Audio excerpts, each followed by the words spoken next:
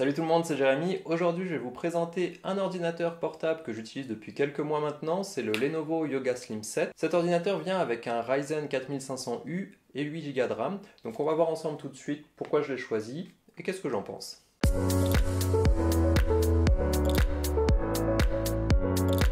Alors moi je cherchais un ordinateur portable 14 pouces assez léger avec les derniers processeurs Ryzen tout simplement parce que je voulais pouvoir l'utiliser aussi pour faire du montage très léger sur Premiere Pro, si possible avoir un design un petit peu sympa et aussi avoir des couleurs fidèles au niveau de l'écran parce que c'est souvent un problème qu'on a sur les ordinateurs qui ne coûtent pas trop cher.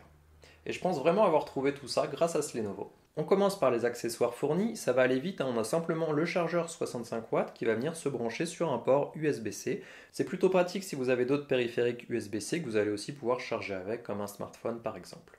Au niveau du design, rien à dire, on est sur un ordinateur entièrement en aluminium, ça donne tout de suite un aspect de qualité comparé à du plastique qu'on pourrait avoir. On retrouve le nom de la série Yoga à différents endroits. Au niveau des dimensions, je vous affiche les mesures exactes et on va avoir un poids de 1,40 kg, ce qui est plutôt bien si on veut le transporter assez souvent. On va avoir les deux haut-parleurs sur le devant de chaque côté du clavier. Le clavier, parlons-en, il est très sympa à utiliser, c'est pas pour rien que Lenovo est réputé aussi pour ça. Pareil au niveau du touchpad, vraiment très agréable et on a quelque chose qui respire la qualité. Et bien entendu, le clavier est rétroéclairé avec deux niveaux d'intensité. Au niveau de la connectique disponible, sur la tranche gauche, on retrouve un port USB-C pour la recharge, un port HDMI 4096 sur 2160 à 60 Hz, un port USB-C qui vous permet de brancher une docking par exemple, et un port jack. Au niveau de la tranche droite, on va avoir deux ports USB 3.0 et un lecteur de micro SD, ainsi que le bouton Power. Alors pendant qu'on parle du bouton Power, sur ce modèle, il n'y a pas de capteur d'empreinte sur le côté. Donc niveau sécurité, on va par contre pouvoir utiliser Windows Hello qui va déverrouiller l'ordinateur avec la webcam grâce au visage et le verrouiller automatiquement aussi dès qu'on s'en éloigne. L'écran quant à lui est un écran 14 pouces IPS avec une résolution en Full HD. On est à environ 300 nits pour la luminosité, l'angle de vue est bon et on peut aussi positionner l'écran complètement à plat si vous êtes plusieurs à travailler dessus. Alors comme je vous l'ai dit, un des points qui était important pour moi c'était d'avoir une bonne colorimétrie sur l'ordinateur. Je ne suis pas un spécialiste sur le sujet mais c'était juste au cas où si je fais un montage vidéo sur cet ordinateur, je voulais être sûr que les couleurs soient assez fidèles pour que quand je retourne sur mon ordinateur ou mon smartphone, que j'ai pas de différence trop flagrante entre les couleurs. Alors ici justement on est à 98% sur le sRGB donc ça permet d'avoir des couleurs très fidèles donc c'est plutôt une bonne chose pour moi et c'est souvent un souci qu'on retrouve par exemple sur des PC gamers pas trop chers qui auraient pu me servir pour le montage parce qu'ils ont une carte graphique dédiée etc. Mais souvent à ce niveau-là de l'écran c'est un problème qui revient de ne pas avoir des couleurs très fidèles. Un autre point qu'il faut prendre en compte, c'est que sur cet écran, on a une vitre en fait devant et qui fait qu'on va avoir pas mal de reflets. Donc à l'intérieur, ça peut aller en fonction de comment est placée la lumière. Quant à l'extérieur, ça ne sera pas possible de l'utiliser. On va avoir trop de reflets. Donc si c'est quelque chose qui est important pour vous de l'utiliser dehors, à une terrasse de café ou quelque chose comme ça, il faut le prendre en compte dans son achat. Pour la partie autonomie, j'arrive autour des 15 heures en utilisation normale de ce heure de vidéo, donc c'est plutôt pas mal. Au niveau des composants, on retrouve l'AMD Ryzen 5 4500U, donc un processeur assez puissant et très récent. On va avoir 8 Go de RAM LPDDR4X et un disque M2 NVMe de 256 Go. On va aussi avoir du Wi-Fi 6, donc vous pourrez le garder assez longtemps quand ça sera le nouveau standard. Alors pour les 8 Go, malheureusement, on ne peut pas l'upgrader, la RAM est soudée à l'intérieur. Pour avoir plus, il faut passer sur la version supérieure avec un Ryzen 4700 et 16 Go de RAM qui coûte malheureusement beaucoup plus cher.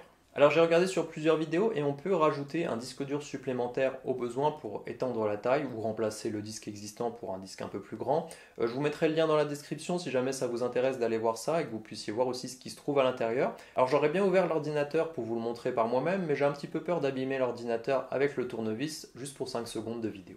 Je vous mets un petit extrait de la vidéo prise avec le micro interne et la webcam pour que vous puissiez un petit peu voir ce que ça donne. Voilà une idée de ce que donne la caméra de l'ordinateur. Donc là j'ai juste ma lumière ce qui fait un petit peu sombre. Bon, la qualité n'est pas incroyable. Voilà ce qu'on aurait un petit peu si vous utilisez cet ordinateur pour de la conférence sur Microsoft Teams, sur Skype, etc.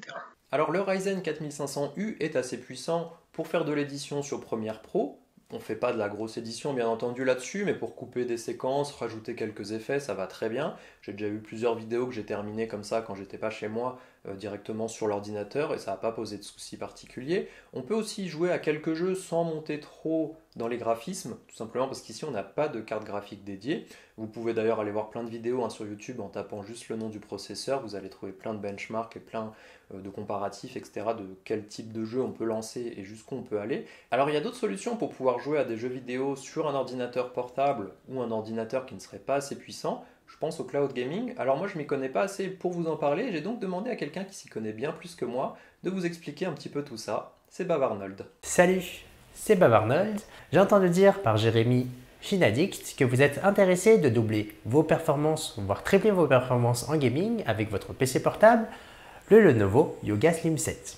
On le voit dans le monde des PC portables, tout le monde veut quelque chose de léger, d'autonome, qui permet de jouer sans faire du bruit et qui ne chauffe pas. Pour répondre à ces critères qui sont assez compliqués, la solution, ça va être le cloud gaming ou le cloud computing. Ce PC portable, le Lenovo Yoga Slim 7, vous permet d'utiliser très bien des services et des applications sur votre PC de cloud gaming et de cloud computing. Le cloud gaming est un service qui vous offre l'accès à un catalogue de jeux limité, moyennant un abonnement. Vous pourrez jouer à des jeux de Xbox sur votre PC via le service xCloud de Microsoft, jouer à votre catalogue de jeux Steam compatible avec le service GeForce Now, ou tout simplement acheter un nouveau catalogue de jeux dans Stadia, la plateforme de Google. Pour plus de flexibilité, on a les services de cloud computing qui vous offrent carrément un PC dans le cloud.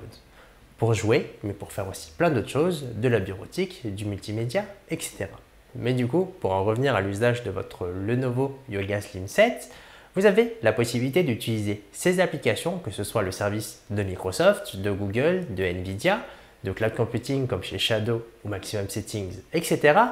pour bénéficier d'une meilleure puissance sur votre PC portable, moyennant d'avoir une connexion internet d'au moins 10 Mbps par seconde. Un autre gros avantage de votre PC portable, le Lenovo Yoga Slim 7, couplé à des solutions de cloud gaming ou de cloud computing, c'est qu'en termes de performance, vous gardez le meilleur de votre PC portable, à savoir l'autonomie, le silence et la chauffe vraiment modérée. Donc oui, je vous le confirme, votre PC portable vous permet de jouer à des jeux très performants couplés à des solutions de cloud gaming si vous avez une bonne connexion internet. En tout cas, si vous avez d'autres questions à ce sujet, n'hésitez pas à les mettre en commentaire sous la vidéo de Jérémy. Merci Arnold pour les explications. Si jamais le cloud gaming et les ordinateurs de façon générale vous intéressent, je vous mets le lien de la chaîne de Bavarnold dans la description. N'hésitez pas à aller faire un tour, ça vaut vraiment le coup d'œil. Alors pour conclure cette vidéo, je suis très content de mon achat. Ici, on le trouve à peu près à 760 € maintenant sur la Fnac. Moi, je l'avais acheté il y a quelques temps déjà, il y avait des promos, donc j'avais pu l'avoir un petit peu moins cher. Ici, on a quand même un ordinateur qui visuellement donne un aspect premium. On a de l'aluminium, je pense qu'il va durer dans le temps. Niveau design, il est joli. Au niveau des performances, comme je vous l'ai dit, on a quand même un processeur assez puissant qui va du coup tenir dans le temps. Le point négatif là-dessus, c'est la RAM forcément qu'on ne va pas pouvoir upgrader. Moi, comme je vous l'ai dit, j'arrive à monter des vidéos avec 8 Go de RAM, donc je ne pense pas que ça soit un gros souci forcément, sachant que les systèmes d'exploitation sont aussi de plus en plus optimisés. Grâce au cloud gaming que Bavarnold nous a présenté, on peut très bien jouer, on n'est pas obligé d'avoir un PC super puissant pour utiliser ces types de solutions, sachant que ça se développe de plus en plus, donc dans le temps on risque d'avoir encore de plus en plus de solutions disponibles pour ça. L'autre point qui par contre peut faire aussi la différence, c'est l'écran. Alors certes, les couleurs sont fidèles, malheureusement avec la vitre qui est devant, on a des reflets. Donc en fonction de là où vous l'utilisez, vous risquez d'avoir des soucis. Donc si vous voulez l'utiliser à l'extérieur, malheureusement ce PC ne sera pas pour vous. Ça va être trop contraignant d'avoir ces reflets. Si vous l'utilisez à l'intérieur, par contre, là c'est acceptable et ça passe très bien. Voilà, donc dites-moi en commentaire ce que vous pensez de cet ordinateur et ce qui pourrait convenir à votre usage. N'hésitez pas non plus à aller faire un tour sur la chaîne YouTube de Bavarnold. Il y a plein de conseils pour choisir des ordinateurs justement, des solutions de cloud gaming et tout ça. Et on se voit dans la prochaine vidéo.